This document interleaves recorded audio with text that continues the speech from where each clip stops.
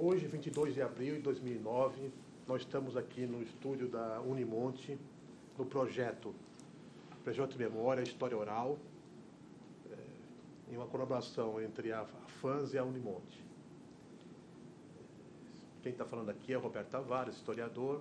Ao meu lado está José Dionísio de Almeida, também historiador da FANS. Boa tarde, senhor Merrana. Boa tarde. Seu nome completo, data de nascimento e onde o senhor nasceu. Roberto Merrana Camis, nasci em São Paulo em 24 de setembro de 1946. Mas, não obstante ter nascido em São Paulo, eu sou santista, não só de coração, mas legalmente falando, porque a Câmara de Santos me outorgou o título competente. Seus pais, qual é o seu nome de seus pais e a profissão deles? Então, meu pai se chamava Shafik Merrana Camis. Minha mãe, Rime Stefan Camis. Meu pai chegou no Brasil com 14 anos, era mascate, durante muitos e muitos anos, pelo interior de São Paulo. Eles veio de que lugar que vieram? Meu pai veio do Líbano. Do Líbano. E até tem uma passagem muito interessante que ele me contou até o último dia de vida, me contava, né? Diz respeito à história de Santos, diz respeito aos bondes. Meu pai veio com um libanês conhecido, vizinho deles, e se perdeu no navio do vizinho. Acabou, como todo imigrante, indo para a hospedaria, aqui em Santos. E da hospedaria não falava ele o português, mas mesmo assim conseguiu algumas informações através de outros patrícios que falavam inglês ou alguma coisa, o que ele deveria fazer para chegar em Garça, interior do estado de São Paulo.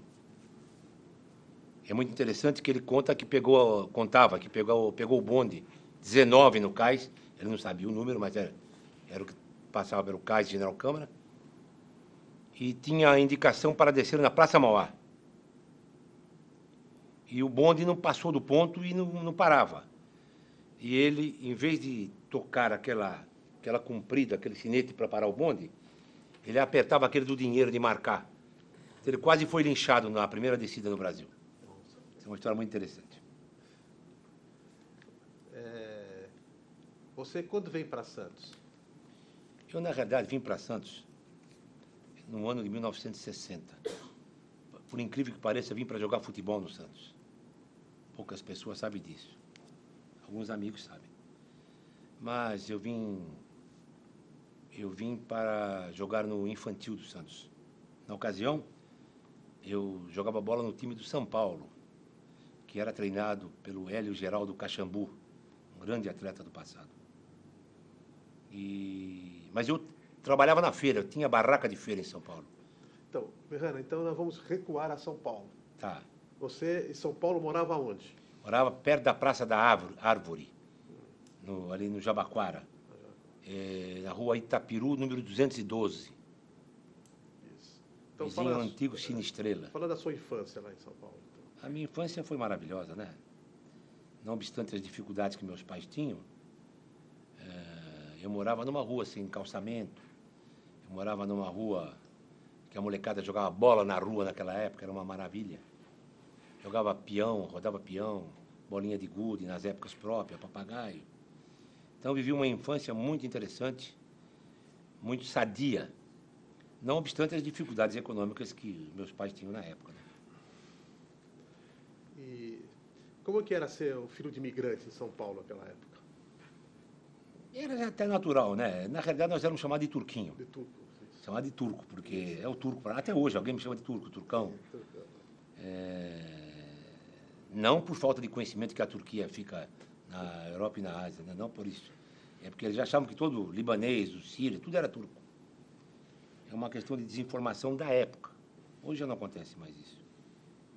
E eu não tinha nenhuma restrição nenhuma, não. Meu pai, depois, com o tempo, já em São Paulo, ele se associou a umas pessoas e abriu uma fábrica de meia, fabricavam meia para vender. Depois, aquela meia de algodão antiga, né? Com o advento da meia de nylon, Eles não acompanharam, tiveram que fechar a fábrica. E no fundo da fábrica tinha um campinho de futebol, que eu era o dono do time.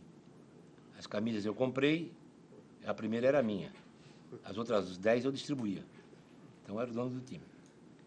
E em São Paulo ainda, nessa época já, mocinho, 13, 14 anos, lembro-me como se fosse hoje, e falo sempre para os meus filhos, quando eu passo ali por Vila Nova Conceição, hoje é um bairro nobre de São Paulo, ali perto da República do Líbano, né? E ali eu jogava futebol. E a gente ia de caminhão jogar futebol. A gente alugava caminhão para ir em vários bairros de São Paulo. Aquele tipo pau de arara, né? Então o clube alugava um caminhão, eu alugava um caminhão, punha todo mundo em cima e ia tudo de caminhão para jogar futebol no campo do adversário. Era muito interessante. Você estudou aonde? Eu estudei em São Paulo, no Colégio Marechal, Grupo Escolar Marechal Floriano, que hoje existe ainda, ali na Avenida Domingos de Moraes com Jabaquara, vai de um lado para outro, chamada Rua Dona Júlia. Depois eu fiz lá a quinta série no Brasílio Machado, na Afonso Celso. Depois eu vim para o Canadá, Monte Serrat. Quando eu mudei para Santos, fui para o Monte Serrat. Então você muda para Santos em quantos anos você veio para Santos? Eu devia estar com...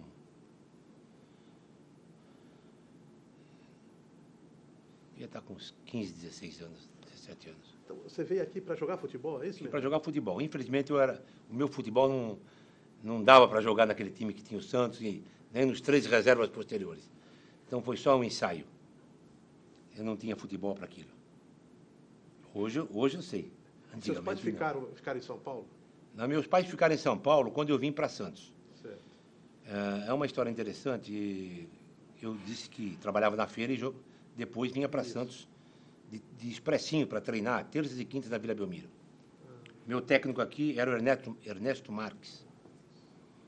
E como eu vinha para Santos jogar futebol, terças e quintas, ainda trabalhando na feira, fechava a barraca, 1 hora, 2 horas, vinha para Santos de expressinho, me pegava lá. Era um luxo, né? E meu avô tinha uma propriedade aqui na Rua General Câmara, número 137. Na ocasião, meu avô fez um acordo com o inquilino da loja e eu me mudei para Santos, morava no fundo da loja e tinha a loja de roupas, aquilo que eu tinha em São Paulo. Por quê? Nos anos 60, naquele ano 60, no dia 1º de abril, eu abria a barraca aos domingos, perto da minha casa. Era o lugar mais perto, o resto eu abria na Lapa, na Penha, na Moca, na Vila Nova Conceição, na Vila Mariana. Mas naquele domingo a barraca era ali na Rua Domingo, na Avenida Jabaquara, esquina com a Praça da Árvore. E eu recebi a visita de um tio meu que também era feirante, e ele me disse, olha, não adianta nem se levantar, eram 5 horas da manhã. Sua barraca foi roubada. Aí eu já sabia de antecedência, que é de moleque, né? Que era 1º de abril. Não, foi roubada, 1º de abril, foi roubada, fui ver, foi roubada mesmo. Foi a maior desgraça que eu tive na época, mas foi a maior sorte que eu tive na vida. Porque de lá tive que vir para Santos. Em Santos acabei abrindo essa loja e morava no fundo da loja. Como que você foi parar na feira? Como que foi essa? Não, fui parar na feira por um instinto de ganhar dinheiro, né? É do sangue, né? Sangue finício. Eu queria ter a independência, ganhar meu dinheiro, não precisar do meu pai. Eu comecei vendendo limão com um cara lá, vizinho à minha casa. Subia a rua, tinha uma feira e vendia limão. E falava naquela época, moça bonita não paga, mas também não leva. Aquelas coisas que eles falam hoje, né? E me interessei pela feira, acabei abrindo uma barraca. Fui levando a vida durante os 3 anos, dos 14 aos 17 anos. Eu vim para Santos com 17. 16 para 17. Falei 14 anos, não. Aí acabei virando lojista, morava no fundo da loja e comecei a tocar minha vida aqui, né? Sua loja era de quê aqui? De roupas feitas. Camisa, calças, eu vendi para os marinheiros. Aonde era mesmo, Errana? General Câmara 137. Era embaixo do Samba Dança. É uma época maravilhosa, porque eu fiquei muito amigo do Nego Orlandi, que era muito conhecido em Santos, e eu tinha entrada franca no Samba Dança, apesar de ser moleque, né? E não picotava também para dançar. Então, era uma maravilha. De dia trabalhava, de noite ia dançar no Samba Dança. Você frequentava aquela região ali? Você frequentava? Frequentava, Naitandêia, Moroco, Como todo mundo frequentou na nossa época. Na nossa época não tinha esse negócio de namorada. Você tinha que se virar lá na cidade mesmo. Conta um pouco dessa época. Mas essa época é maravilhosa. Essa época é uma época fantástica. É época de recomeço, né? A gente trabalhava e, na ocasião, eu entrei de sócio lá no Clube Sírio-Libanês e era muito interessante que os amigos que eu tinha, todos moravam lá pelo Gonzaga, né? Estavam todos bem de vida, etc. E eu morava na General Câmara. E alguns amigos moravam entre a Praça Independência e a General Câmara. Então a gente saía da noite lá da Praça Independência, onde é o Lanche Independência. Toda noite a gente ia para lá. A pessoal que depois veio a formar uma escuderia chamada Escuderia Mordedor. A gente saía de lá ou dos bailes do Clube Sírio e a gente não tinha dinheiro para ir para casa, não tínhamos carro, não tinha nada, era mondão mesmo, era bonde 10. Bonde 10 saía da Praça Independência, entrava na Alexandre Herculano, passava em frente à Faculdade de Direito e ia pela Conselheiro Neves. Tinha um dos companheiros, ele descia ali na Alexandre Herculano com a Conselheiro Neves. Esse era o Tubel. Nunca mais o via um engenheiro. Depois descia o Jorge Lascani. Descia na 7 de setembro, que ele morava no mercado. E o que morava melhor era eu nas bocas, na General Câmara. Então morava lá embaixo do Samba Dança. E os daqui da praia? Quem eram os da praia? Tinha tanta gente. Nossa, se for nominar aqui, eu vou esquecer muita gente. Tinha tantos amigos. E tem até hoje, né? Eu gozado é que eu descia o bonde e parava na porta da minha loja, porque não tinha... Eu morava no fundo da loja, literalmente falando. Eu tinha que levantar as portas de ferro para entrar da loja, tinha uma moradia atrás. E fui levando a vida assim. Então, a gente foi dureza. Aí nós, em 66, a gente tá já calejado de tanto apanhar. Resolvemos, eu e uns amigos e eu, resolvemos fazer vestibular para o Direito. Aí nisso já estava no Colégio Canadá, né? Já pulei. Depois a gente volta para o Canadá. E o Canadá? Como é que foi no O Canadá? Canadá foi outra maravilha, né? Minto. Primeiro Montserrat. Primeiro Montserrat. Montserrat foi um fantástico. O professor diretor era o doutor... Cadê o branco agora? Sogro do Negrelli.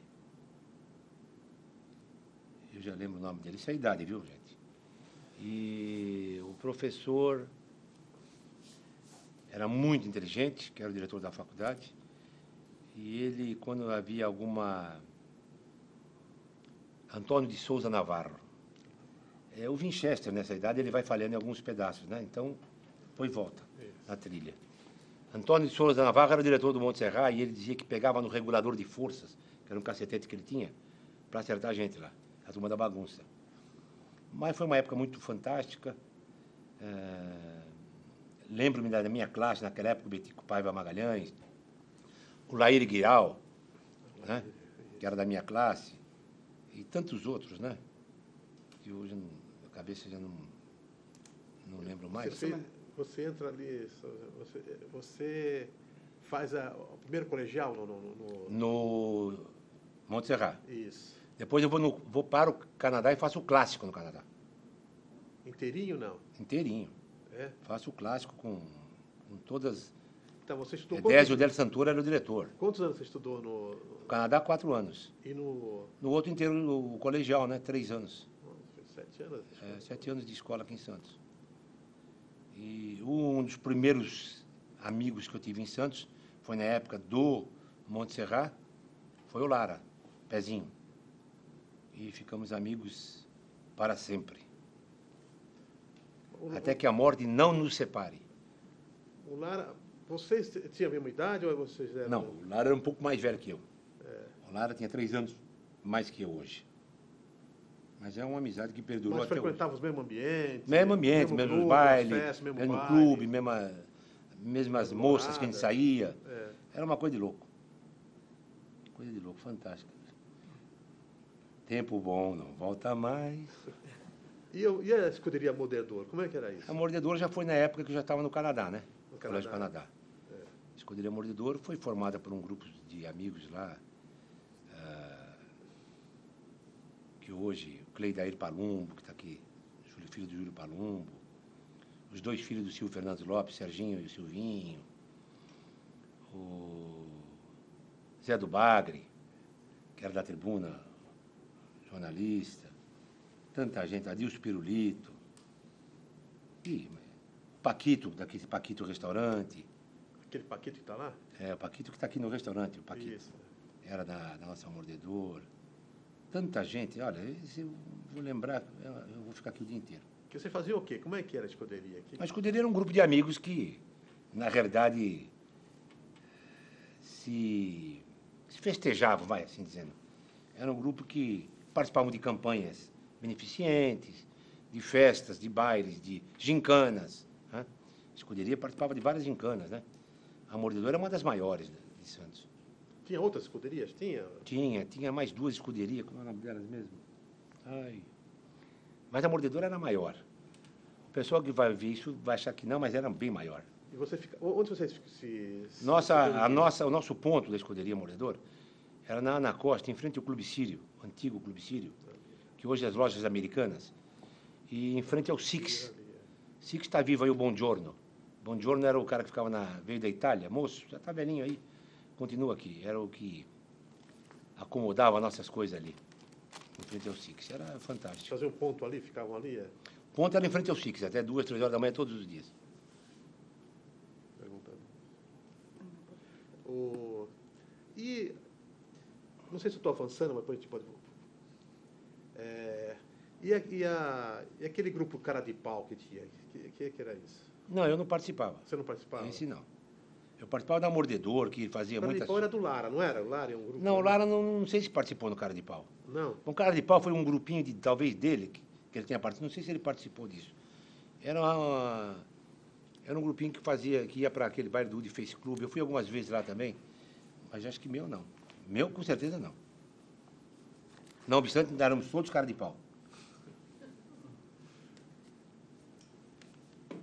Uma época boa. Canadá, tínhamos a batuta do Edelzio Del Santoro, que é um ícone da cidade, né, como diretor.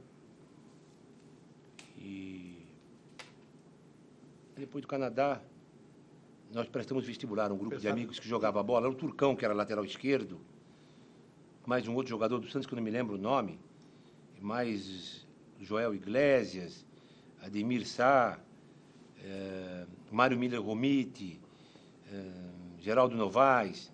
Nós resolvemos fazer o vestibular e estudávamos na Sociedade União Antioquina, que eu era diretor ali, em frente ao Canadá. Eu era moço, mas já era diretor de esportes da Sociedade União Antioquina. E tínhamos um time de futebol que foi campeão de praia. Eu era o treineiro, como falavam na época, treinador. Só de garotada. E, enfim, entramos na faculdade depois, largamos o futebol por absoluta incompetência no futebol. Foi a sorte. Eu, como os demais, nos dedicamos ao direito e trilhamos a nossa vida por esse caminho, né? Nessa cidade maravilhosa. E a Sociedade Antioquina? Como é que era? A Sociedade Antioquina era um clube dos descendentes de Antioquina, porque a minha mãe, meu pai era libanês, mas a minha mãe era síria. E Antioquia é uma cidade da Síria, onde Pedro fundou a primeira igreja católica. Foi em Antioquia. Minha mãe veio de lá. Então, na ocasião, os mascates, como eu falava, eles não podiam se reunir no tênis clube, no clube dos ingleses, no Internacional, no Regatas, porque não falavam a língua. Eles tinham que se encontrar em algum lugar, porque eram vários aqui em Santos, muitos. Então, eles fundaram essa Sociedade União Antioquina, que era para congregar todos aqueles mascates que não falavam português. Então, eles jogavam gamão, que é o taule, jogavam gamão, eles conversavam, faziam almoços árabes, e isso aí foi indo por muito tempo, e é até hoje. Acontece que a colônia, os antigos já foram morrendo todos, né? Então hoje só tem os filhos deles. E como que esses mascates que não falavam português, como é que eles viviam, sobreviviam, se relacionavam na cidade? É o milagre do comércio. É uma atividade milenar. Acho que o mundo nasceram as pessoas para comprar e vender. Um compra, primeiro era o escambo, a troca, né? Depois veio o negócio. Então, eles não sabiam falar a língua, mas sabiam que era 1, 2, 3, 4. Compravam por 1, vendiam por 2. Isso qualquer um fala, a língua é universal. Então, eles se viravam assim. Eles tinham dificuldades, muitas dificuldades, né? Tinham, realmente. Mas, com o tempo, eles, num esforço, como meu pai era moço. Meu pai escrevia árabe, lia árabe. Falava português, escrevia português. E se marcar era melhor que eu. Então, eles tinham uma necessidade, um estado de necessidade que nós chamamos. Eles tinham a necessidade de aprender. E eles entravam. O árabe se misturou muito com a colônia brasileira, com o povo brasileiro, né? Diferentemente de outras religiões, que às vezes não se mistura tanto, o árabe foi forçado a se misturar. Você vê que eu sou filho de libanês, eu não sou filho de libanês. Eu não tenho nada que ver com isso, eu sou brasileiro. Para mim não existe Líbano. O Líbano é a terra do meu pai, para mim é o Brasil. Vou dar um exemplo. Se jogar Líbano e Brasil, eu sou Brasil. Se botar Líbano e Jabaquara, eu sou Jabaquara. Então, essa coisa forçou obrigatoriamente uma atitude ativa deles, né? De irem de encontro à língua. Mehana, qual é a diferença, assim, de papéis da sociedade antioquina com o Clube Sírio-Libanês? Como é que era o negócio? Assim, não tem nada que ver uma coisa com a outra. Isso. A sociedade antioquina era uma espécie de um clube social, onde participavam primitivamente os descendentes de antioquinos, daqueles que nasceram em Antioquia. Com o passar do tempo foram abrindo, e alguns sírios, que não eram sócios da Antioquia, a Antioquia é na Síria, e alguns libaneses, que eram amigos dos filhos de Sírio, ou amigos dos sírios, também passaram a frequentar. A Antioquia é anterior ao Sírio, o Clube Sírio-Libanês. Anterior. E o Clube Sírio-Libanês é uma entidade diferenciada, que congrega, em caso de Santos, né? Congrega os descendentes de libanês e de sírio, conjuntamente. A Antioquina, a rigor, teria que congregar somente os descendentes de antioquinos. Mas, no final, tudo virou uma coisa só. O Conselho do Clube Sírio hoje é composto por descendentes de antioquinos e vice-versa.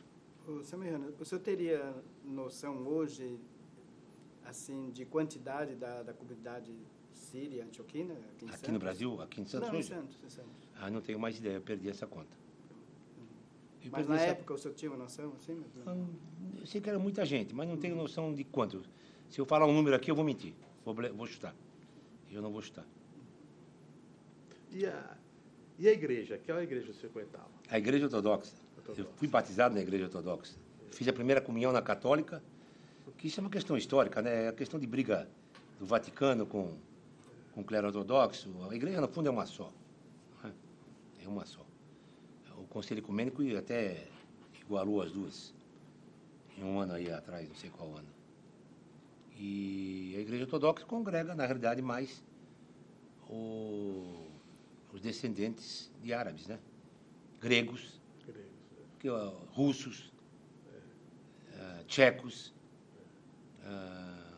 Muita gente dessa colônia vive, muita gente ortodoxa frequenta a igreja ortodoxa, né? E é uma igreja interessante. É um pouco mais, eu acho, um pouco mais aberta que a católica, né? Romana. Eles não têm o celibato. Na católica tem. Lá o padre ortodoxo casa, pode casar, pode separar, pode casar de novo. O jeito que é separado vai lá e casa na igreja. Eu acho isso um avanço. Acho muito interessante. Nós estamos vendo tanta coisa aí de errada, né? Com padres no mundo inteiro. Se fosse casado, não teria nenhum desse problema. Não tem problema, né?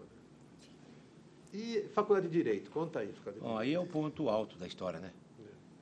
Eu vou falar da faculdade de Direito, mas antes faço uma espécie de um verso, né? Que um dos autores é o Geraldo Pierotti. O outro acho que é o Gilberto Silva Júnior. 5 anos são passados, foi como um vento. Bate-papos, brincadeira, foi um bom tempo. Canto e choro, me desespero, não querendo admitir que para mim chegou a hora do adeus, eu vou partir. Eu posso, sem medo de errar, dizer que foram os 5 melhores anos da minha vida. Todos os aspectos. Foi um marco, né? Foi um marco divisor. a Faculdade de Direito, eu fico até arrepiado de falar nisso, me proporcionou grandes emoções. Eu entrei na Faculdade de Direito em 68, e neste ano eu até assustei os alunos e professores da faculdade, que não, é ruim a gente falar em elogio em boca própria e vitupério. É ruim falar nisso, mas no primeiro dia de aula, entrei na aula do Chico Prado, aula de economia. Pedi a palavra para ele, ele perguntou o que eu queria fazer. Não, eu quero propor um plano de formatura para o pessoal, no primeiro dia de aula. Eram 5 anos depois. E esse plano foi exitoso. Nós fomos com 100 alunos para a Europa, tudo pago, e cada um com $500 no bolso ainda. E nós fundamos a UCA, União dos Calouros da Casa Amarela, que foi uma entidade só da nossa classe, e que congregou dos 120, 130 alunos, no final chegou a 100. Era uma entidade que promovia grandes festas na cidade, sempre com o fito de arrecadar dinheiro para essa formatura. Então, o integrante da UCA era obrigado a passar 10 convites de tal festa. Se ele passasse, ele estava líquido, aquela cota dele entrou. Ele ia para aplicação para a futura formatura. Se ele não passasse, ele teria que pagar. Se faltasse 2, ele pagava os 2 que faltavam. E nós fizemos grandes promoções. Trouxemos todos os maiores, quase todos os grandes atores e cantores do Brasil. Fala das promoções que fizeram. Trouxemos tanto. Roberto Carlos, Paulinho da Viola, a banda do Canecão veio a primeira vez. Você levava aonde esses eventos? No Parque Balneário. Tudo no Parque Balneário. Balneário? No antigo e majestoso Parque Balneário, que foi uma das 2 ignomínias que cometeram contra Santos. Eu, na Câmara, quando é um outro passo, eu lutei para a preservação do Parque Balneário. E os bondes, né? Foram outra grande desgraça que tiraram da cidade. Mas a UCA fazia grandes promoções.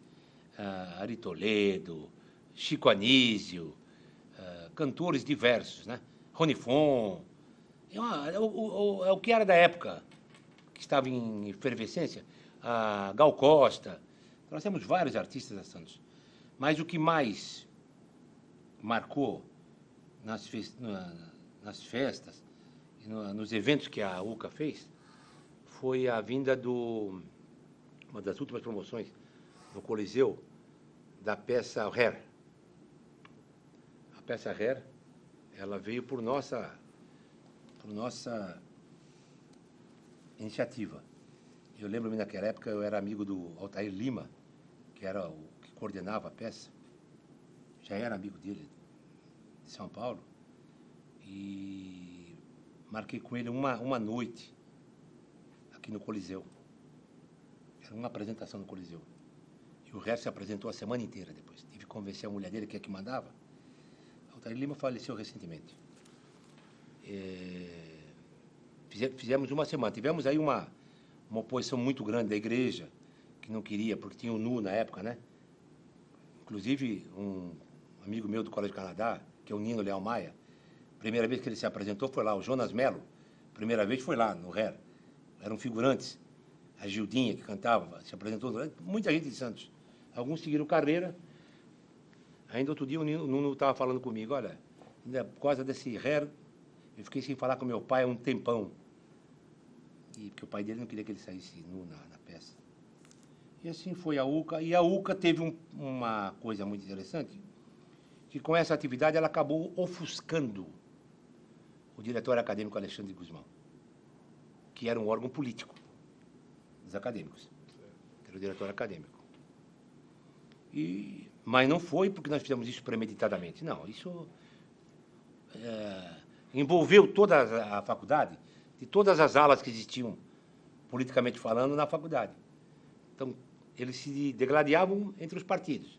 PIA, UP, MAR, PAR, mas não, quando se tratava da UCA, estavam todos unidos em torno da UCA. É uma coisa muito interessante. E a UCA veio acabar no último ano, quando eu fui candidato a presidente do diretório, que eu não ia ser candidato. O candidato a presidente do diretório ia ser um outro. Eu fui candidato pelo PIA. Mas uma semana antes da eleição me colocaram como candidato. Eu acabei virando o jogo e ganhei a eleição.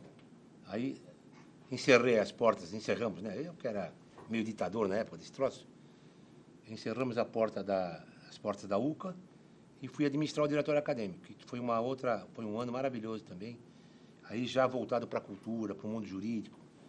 Os grandes nomes do mundo jurídico vieram a Santos no diretório acadêmico, né? Quero citar só como exemplo, para não falar em tantos outros, que faleceu agora, semana passada, no começo de abril agora, Valdir Troncoso Pérez, o maior advogado criminalista do Brasil de todos os tempos. Faleceu agora, veio quantas vezes o nosso convite ali na Faculdade de Direito. Professor Orlando Gomes, professor Osto de Barros Monteiro, tantos outros professores, Eli Lopes Meirelles, todos eles hoje já falecidos, mas vinham fazer palestras com regularidade no diretório acadêmico. Além da movimentação política, né? Isso. Mejana, fala para nós aí, porque essa questão dos partidos acadêmicos na Faculdade de Direito, aqui em Santos, é uma coisa diferenciada. Nenhuma faculdade tinha uma coisa igual à Faculdade de Direito, os partidos acadêmicos. Fala um pouco deles e descreve eles assim. Olha, os partidos acadêmicos eram maravilhosos. Eu lamento hoje que na vida acadêmica não tenha mais aquela efervescência da atividade política acadêmica. Aquilo foi uma coisa maravilhosa, foi uma atividade muito bacana, muito bonita. Os partidos, na realidade, eles tinham uma feição em função do regime de exceção que o Brasil vivia. Eles tinham uma divisão de atuação, algumas pessoas mais ligadas na época dita esquerda, certo, e outros mais que aparentemente apoiavam a direita, não que apoiavam como eu nunca apoiei o regime militar, tantos outros que militavam no meu partido, que era o PIA, o Elias Jacó é um exemplo, o Manecão é outro, que é assim que me vem à cabeça. Mozart estava onde? Mozart também estava no PIA, no nosso partido, que hoje é ministro do Supremo. Ele foi presidente do... Não, perdão, você está falando do Mozart. Mozart era do PIA também, e o Peluso, que era do PIA também. Peluso hoje é ministro, vice-presidente do Supremo Tribunal Federal. Isso. E naquela época havia uma briga ideológica muito interessante, mas muito respeitosa. Muito respeitosa. As pessoas eram amigas fora da faculdade, mas litigavam dentro da faculdade. Tinha o PIA. Tinha o PIA e o P, que era, na minha época, prevalecia. O PIA, da qual eu frequentava, e fui eleito. E ganhei da UP. Aliás, uma revelação que eles vão ficar... Quem ficava na UP naquela época? Quem estava na UP estava o Marcelo Gatto, que foi um excelente vereador, um excelente amigo, eu tenho até hoje. Marcelo Gatto, Fabiano. Sérgio Sá. O Fabiano foi antes da gente. Antes de vocês. O Fabiano foi formado antes da gente. Mas Sérgio Sá, o Péricles Toledo Pisa Júnior, que hoje é desembargador Bariri, Marco Antônio Naum, que hoje é desembargador, a Tânia Sá era da UP. Então, um grupo muito grande. Tinha o Marcelo Guimarães, da Rocha e Silva, também. O Marcelo era da UP. Hoje é um dos melhores amigos que eu tenho. Aliás, na realidade, eu litigava com eles, sempre ganhei deles na faculdade. Sempre. E os que eram meus amigos, é uma coisa muito curiosa. Na época de faculdade, politicamente falando, eu não os vejo mais. E sou amigo de todos aqueles que eram meus antagonistas políticos. Hoje eu convivo diuturnamente em casa, tenho mais amizade, tenho uma amizade de casa com o pessoal que era da dita esquerda, né? Que hoje ele diz não, que é coisa da juventude. E o Mar? O Mar foi anterior. Antes de eu entrar na faculdade. É anterior? Não dá para falar, o Mar foi antes. Como é que era o Mar? Que era? Era o Mar e o Par. Um era como o Pia, que virou Pia, outro virou P. Eu não sei qual deles virou Pia ou P mais. Certo. São anteriores. É bem anterior a nós. Época do Corvo, que foi eleito vereador também. E uma coisa interessante, a faculdade, você vê, nós tínhamos, além do Lara, que era do nosso grupo, nós tínhamos eu fui candidato junto com o Gato. O Gato era meu colega de turma na faculdade. Ele foi candidato pelo MDB e eu pela Arena. Nós dois entramos. E seguimos amigos até hoje. Sr. Mejana, e no geral, assim, como é que se dava essa relação desses desses grupos com o momento político na cidade? Bom, na realidade, os grupos eles se reuniam, o Betão sabe bem disso, reuniam mais ou menos diferentemente. A turma da UP iam lá para o Lobo Mal. Você chegou a pegar Lobo Mal? Lobo Mal. Chegaram a pegar Lobo Mal, ali no Ponderosa. Era na esquina da Florentino Figueiras com Ana Costa. E o nosso grupo ia para o Heinz. Para o Heinz lá e ali rolava frouxa as conversas, e as cogitações políticas, mas todos convergiam para uma coisa só. Na realidade, com raríssimas exceções, as pessoas que estavam militando num partido ou no outro, principalmente que militavam no PIA, eram favoráveis ao regime que vigia na época. Quanto a isso, era unanimidade. Como você recebeu, assim, você viu em 64 e 68? Como você viu esses dois momentos? O 64 era mocinho, né? Estava na loja, ainda estava... Não tinha ainda uma consciência política grande, né? Então, a gente não... a consciência política só veio a partir do Colégio Canadá, a partir já beirando 66, 67, já um pouquinho mais para frente. Aí começou a se tomar consciência. Eu, particularmente, sempre fui contrário ao regime e dou a demonstração. Eu fui vereador, entrei em 68, e na ocasião que eu entrei, era o interventor Clóvis Bandeira Brasil. E eu era da Arena, e era o voto de Minerva, o 13º voto. E eu votava com o MDB e sempre votei contra o Clóvis Bandeira Brasil. Tanto é que depois ele saiu, veio o Carvalhinho, o outro prefeito, tentou me caçar porque eu votava com o MDB, não conseguiu me caçar, fiquei muitos anos batendo nele, brigando politicamente, né? Contrário às teses deles, e aí foi. Como que era esse negócio de arena de vanguarda? O que era isso? A arena de vanguarda era a arena que não concordava com aquilo que estava lá, né? Com os arenistas mais antigos, né? Que diziam amém para tudo no regime militar. A arena de vanguarda eram aqueles que estavam na arena, mas não eram para estar na arena, falando português claro. Você lembra de alguém, quem eram os parceiros seus nessa época, no Estado, aqui? Bom, aqui que eu achava, apesar da idade, era o Júlio Moreno, que faleceu, médico, no meu partido. Acho que em Santos só deu o Júlio Moreno, mas também não ia para a briga muito. E quem entrava na briga era eu mesmo, sozinho. E São Paulo, quem estava? O Castelo Branco, mais, não sei, uns 2 ou 3 que eu conheci também na época, mas não falha a memória. São gente que está na vanguarda hoje aí, que está na militância política, né? Nada de retroceder, né? Mas são muito pouco. Eu me responsabilizo por mim mesmo. Eu paguei por isso, pela irreverência, eu paguei pela atividade política assim, mais grave. Eu acabei perdendo uma reeleição, tendo sido roubado. Eu ganhei quando desceu, os mapas desciam no fórum. E um juiz que hoje é meu amigo confessou. Carvalhinho não queria que eu me reelegesse e acabou tirando meus votos e colocaram no mapa para outros. Como eu não conferia nem nada, estava estourando de votos, acabei perdendo a eleição. Vim saber isso depois de 20 anos, graças a Deus. Na ocasião foi um baque, mas depois... Mas então, eu participava, eu era destemido, não tinha... Que ano que foi essa... Você foi eleito... Em 68. Aí foi até 72, porque houve uma prorrogação de 2 anos, né? Um mandato tampão lá. Na de 72 eu não fui eleito. Apesar de ter sido mais votado, eu não fui eleito. Porque descobrimos depois que os votos foram todos desviados. Mas descobri 5, 6 anos depois. Professor Merrana, nessa sua atuação na Câmara, se o senhor lembra de algum momento assim que tenha sido mais significativo, mais forte? Lembro. Por favor. Lembro-me um dia que eu estava vindo de São Paulo, na rua 11 de junho, onde morava uma tia minha que faleceu, agora mora um tio meu. E sem querer encontrei-me com o Gato e com o Fabiano, num boteco de esquina.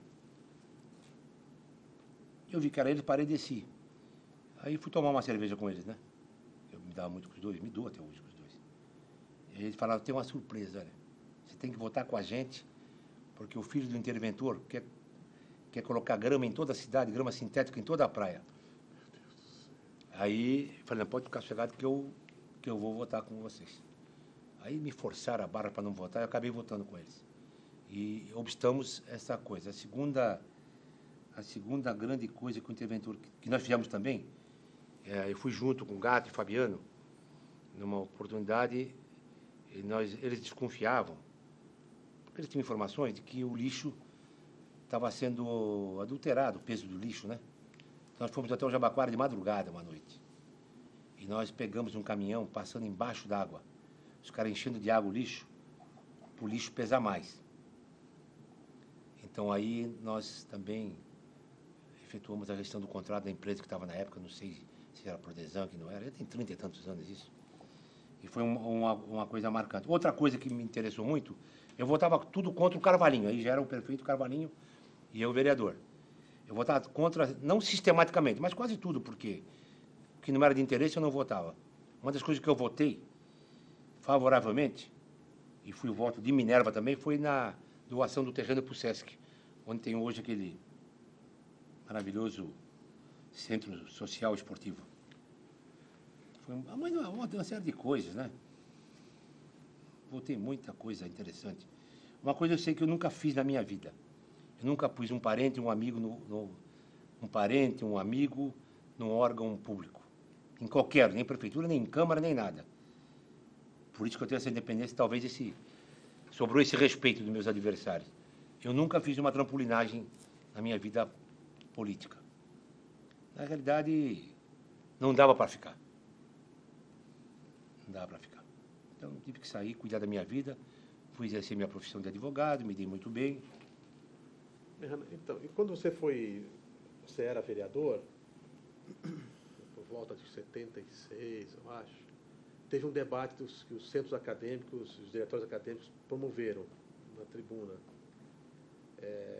Um deles era o Goldman, que era um debatedor que veio para falar sobre as eleições.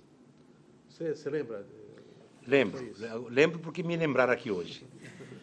E na realidade, foi muito interessante, porque quem tinha sido convidado, quem era o debatedor era o Fernando Oliva. O Oliva desistiu na última hora. Aí procuraram todos eles para debater com o Goldman, que já estava no auditório da tribuna em dia de sessão da Câmara. E ninguém quis ir. Aí o Lara foi falar comigo. Pode ir que você vai ser respeitado. Aí foi ele e o Gato, foram os dois lá. E eu falei, eu vou. Não vai, tu não queria que eu vou. Não, eu vou, rapaz. Era sobre as eleições e sobre o momento político também. Sobre a atividade repressiva, né, da ocasião. E eu participei desse debate com o Duva. Foi interessante. Eu fui respeitado, ninguém me vaiou. Porque normalmente a turma entrava, os caras, eles vaiavam, né? E eu participei do debate, não sei se me saí bem ou não. Sei que eu cumpri a minha parte lá. Que é muito duro debater com o Goldman, né? Eu, mocinho, já debatendo com o Alberto Goldman, já um político de escola. Na época ele era do Partidão, ainda ele era comunista naquela época. Hoje ele não é mais. Mas na época ele era. E era difícil debater com o pessoal do Partidão, porque era uma pessoa, quer queira ou não, era um pessoal mais preparado politicamente. Ideologicamente, né? Eu digo assim, mais teoricamente. Era um pessoal mais preparado. E era difícil encarar aquela tropa lá. Era difícil. Senhor Mejana, essa sua postura, né, nesse momento lhe causou alguma... Eu não estou falando só do debate, estou falando de toda a sua postura nesse período ainda. Lhe causou alguma retaliação, alguma dificuldade? Não, retaliação não, porque eu não legava. Eu era um moleque peitudo, não tinha medo de nada. Então não me causou retaliação nenhuma. Isso não pode dizer que houve retaliação. Na realidade, se eu fosse um dos políticos, como a maioria, que fizeram da política um meio de sobrevivência, certamente eu teria encontrado uma barreira para as minhas pretensões. No caso de empreguismo, no caso de favorecimento, essas coisas. Mas eu, como não precisava de ninguém e não queria nada em troca, para mim foi bater e valer. E não me arrependo. Eu só fui para a Arena porque eu fui indicado pelo Geraldo Soares Novaes. Mas o meu estilo de ação nunca foi um estilo passivo. Nunca era para ter estado na Arena. Essa é a primeira vez que eu faço essa revelação. Eu era para ser um opositor. Porque, eu falei não obstante pela segunda vez. Não obstante eu estar na arena, eu era mais oposição que a própria oposição. Porque fazer oposição sendo oposição era fácil. Agora, fazer oposição na situação era complicado. Eu acho que nisso eu me saí bem. Tive o respeito dos jornais, Tribuna, o Cidade de Santos, todos me respeitavam muito, os jornalistas, as pessoas que faziam cobertura da Câmara, sempre fui respeitado. Isso, na realidade, eu não tive retaliação, eu tive um favorecimento, que durou para a minha vida inteira, que foi a respeitabilidade que eu adquiri nessa cidade. Mena, fala sobre autonomia. Como é que você... A autonomia foi um negócio fantástico, né? Como é que foi a luta? Participei, então foi uma luta fantástica de toda a classe política que era engajada na briga pela autonomia, da população de um modo geral, que ninguém queria mais viver sob o jugo da ditadura ou da intervenção. E, na realidade, foi uma das melhores coisas que aconteceu, foi realmente a autonomia política. Pena que aconteceu o que aconteceu com o Esmeraldo Tarquínio, que também era meu amigo, muito meu amigo, tanto o Esmeraldão como o Esmeraldinho. Foi uma pena o que aconteceu. E, na realidade, foi uma bênção para a cidade e espero que nunca mais isso volte a ocorrer. Eu só lamento atualmente que as faculdades de Direito, e eu posso falar de cátedra, que fui quase 18 anos diretor da Faculdade de Direito da Unimes. Eu fundei e fui o diretor. Eu incentivava os alunos a participarem da vida política da escola. Não só em termos de reivindicação internamente, mas como também participar da vida política aí fora. Mas o quadro atual político, já de democracia, desses últimos 15, 20 anos, tolheu a ascensão de novas lideranças políticas. Então fica difícil participar de uma vida política onde não há o caldo de cultura. Fica difícil o jeito de fazer política. Então, eu forçava o pessoal todo, todos os presidentes do diretório acadêmico, até a brigar contra a mantenedora. A falecida Rosinha é testemunha disso. As reivindicações eu incentivava. Eles conseguiram o que seria melhor para eles. Mas hoje em dia, eu fui numa eleição na Faculdade Católica, como ex-presidente do diretório, todos os ex-presidentes têm direito a voto na eleição do diretório acadêmico. Mas dá até pena. As nossas eleições eram no auditório principal da faculdade.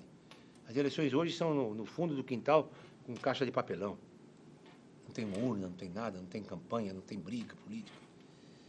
Nós tínhamos brigas políticas bonitas. Era uma coisa fantástica. Hoje, não. Não sei se eu respondi a tua pergunta. O senhor pode explicitar melhor um pouquinho o que é esse não ter caldo de cultura? Não tem, porque nós vivemos numa democracia plena hoje e não tem o que reivindicar politicamente. Então, o sujeito, como é que ele vai fazer uma... a não ser que ele reivindique os que o povo todo reivindica, que é a ética na política, que é a participação ilibada dos candidatos do Legislativo, brigar por alteração e funcionamento do Judiciário, celeridade, integridade do Judiciário, do Executivo. Eu acho que falta a pimenta, né? Eu digo que falta a pimenta, falta o motivo, a causa da motivação. Não sei, o pessoal está desmotivado, eles não querem... E outra coisa, uma das coisas também que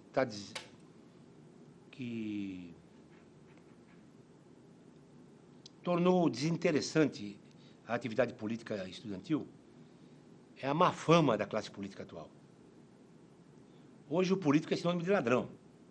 Lamentavelmente, nós sabemos que existe uma boa quantidade de gente que realmente levou uma vida íntegra. Mário Covas, Esmeraldo Tarquínio, aqui de Santos, Silvio Fernandes Lopes, tantos outros desse tipo, que a gente conheceu, que você pode virar de ponta cabeça, não tem nada de irregularidade. Hoje não, hoje é difícil. Você pega o exemplo agora que nós estamos tendo atualmente, noticiário de ontem, as passagens aéreas do Legislativo. Não sobra um. Nem gente do PMDB, nem do PSDB, do PT. Está todo mundo na mesma panela. Todo mundo vendendo passagem, todo mundo pegando dinheiro do erário, que é nosso dinheiro. Como é que um jovem vai acreditar na política? Se a sociedade tem o conceito de que ser político é uma coisa menor, fica difícil. Doutor Berrano, você quer acrescentar mais alguma coisa dar suas palavras finais? Não, minhas palavras é no sentido de que eu tenho muita esperança na cidade de Santos. Eu, quando vou a São Paulo, e vou sempre, quando chego no pé da serra, eu respiro diferente. E como eu, muita gente acontece isso.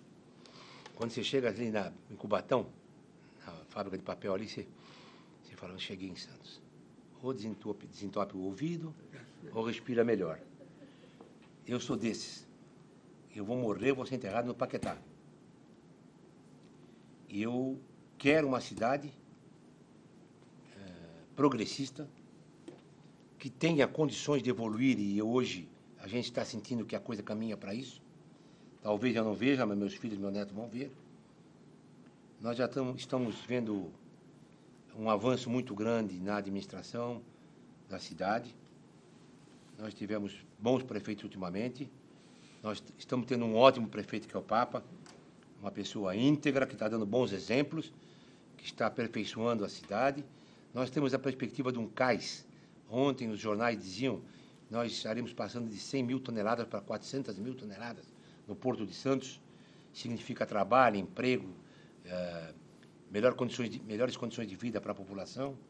Nós temos o turismo avançando muito na cidade. Então, eu acho que a cidade, assim que for implantada uma ponte ligando a área insular, a área continental ou um túnel, seja lá o que for, nós vamos ocupar a área continental e vai ser uma maravilha de viver aqui.